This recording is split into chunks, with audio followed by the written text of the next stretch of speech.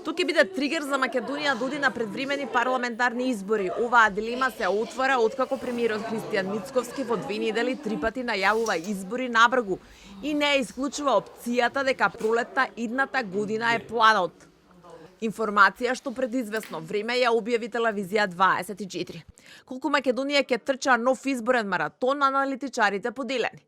Според дел од нив, вжештената атмосфера на етничка карта на релација опозиција од албански блок и власт, но и канонадата за национални предавства која секојдневно си ја упатуваат Венко Филипче и Христијан Мицковски, може да биде доволна причина власта да побара нов мандат од граѓаните.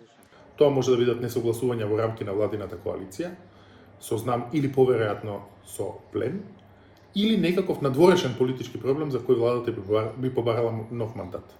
Според мене најверојатен е некаква тензија или конфликт на етничка основа, Блен или Дуи, и повторно барање на мандатот на предвремени парламентарни избори. Мислам дека тој контекст за власта би бил најповолен во моментот. Од друга страна пак делот аналитичарите не гледаат причина зошто Мицковски и Вреди би го прокоцкале двотретинското мнозинство кои велат го имаат. Ако опозицијата цело време ќе ја пробуцнува, односно ќе ја провоцира владата, јас мислам дека тогаш владата ќе одлучува да оде на предвремени парламентарни избори, но јас не очекувам, особено ВМРО ДПМН, јас мислам дека е огромна предност која би составила дополнително владата. Единственото што може кај албанскиот блок да се смени, бидејќи двете табора Влен и Дуи речи се сега за сега се еднакво во гласалското тело.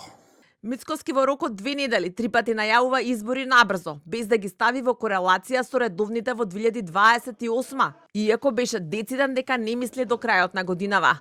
Од друга страна пак Венко Филипче, кој доскоро беше дециден дека избори ќе има оваа пролет, сега само најавува дека кога и да се случат, тој и СДСМ ќе победеле.